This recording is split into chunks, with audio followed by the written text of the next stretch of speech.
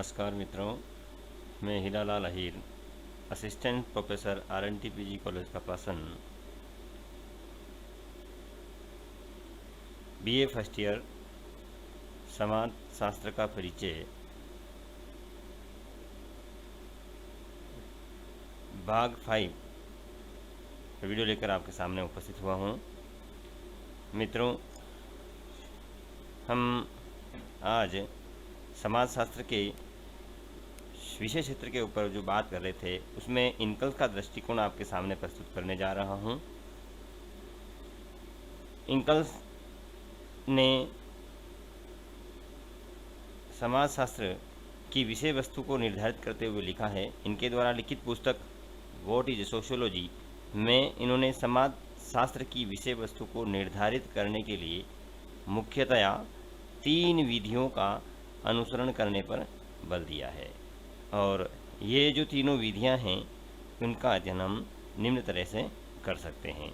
प्रथम विधि, जिसे इन्होंने ऐतिहासिक विधि नाम दिया। मित्रों, नाम से स्पष्ट है यह ऐतिहासिक विधि क्यों है, अर्थात समाजशास्त्र में ऐसी विधि है जिसमें इतिहास की तरह सामाजिक घटनाओं का अध्ययन करना शामिल किया जाता है। इस विधि के समर्थक प्रसिद्ध समाजशास्त्री एवं समाजशास्त्र के जनक अगस्ट काम्ट हैं। इन्होंने 1838 में समाजशास्त्र को विषय वस्तु प्रदान करते हुए यह विधि प्रदान की थी। इन्होंने समाजशास्त्र की विषय वस्तु बताते हुए लिखा है कि ऐतिहासिक विधि में सामाजिक घटनाओं का अध्ययन इतिहास की भांति किया जाता है। इतिहास में जो भी सामाजिक घटनाक्रम हो गए हैं उन्हें क्रमशः उनके कार्य, कारण, प्रभाव और परिणामों की व्याख्या की जाती है।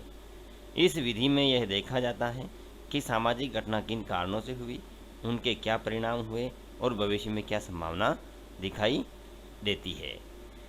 मित्रों, मैं आपको याद दिला देना चाहता हूँ, समाजशास्त्र के जनक अगस्ट काम्ट जो समाजशास्त्र के जनक हैं, 1838 में समाजशास्त्र विषय की इन्होंने स्थापना करी थी। इन्होंने ऐतिहासिक विधि को देने से पहले सर्वप्रथम इन्होंने फ्रांस की क्रांति का और इंग्लैंड की जो औद्योगिक क्रांति थी इसका अध्ययन इन्होंने किया, और इसका अध्ययन करने के पश्चात इनके मन में एक प्रश्न उठा कि क्यों न हम एक ऐसे समाज या सामाजिक विज्ञान की स्थापना करें जिसमें जो हमारा समाज बीत गया है उसका अध्ययन हम कैसे करें, ऐसी घटनाओं की पुनरावृत्ति समाज में पुनः ना हो जिससे समाज का सर्वाधिक विनाश हो।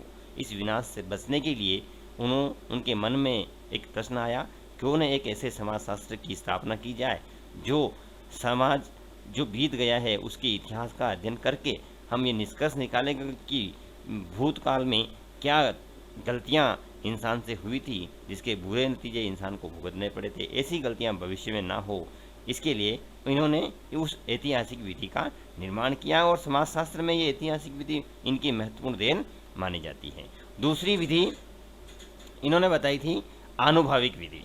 समाजशास्त्र की विषय वस्तु निर्धारण में इस विधि का प्रयोग करते हुए यह जानने का प्रयास किया जाता है कि जिन परिस्थितियों में सामाजिक घटना घटित हुई उन्हीं परिस्थितियों के समान यदि नवीन परिस्थितियां उत्पन्न की जाती है तो उसके बाद जो अनुभव प्राप्त होते हैं उसी अनुभव के आधार पर निष्कर्ष निकाले जाते हैं।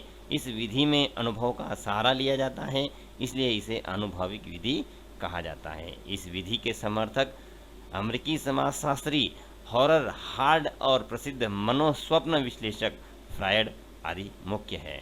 हॉरर हार्ड ने लगभग 24 पुस्तकों का प्रकाशन इस विधि का सहारा लेकर उन्होंने प्रकाशन करवाया, अर्थात उनकी 24 पुस्तकों में इन्होंने मुख्यतः प्रधानता इस विधि को दी है। तृतीय विधि विश्लेषणात्मक विधि। इस विधि के अनुसार समाज की कुछ घटनाओं का अध्ययन विश्लेषण के आधार पर किया जाता है।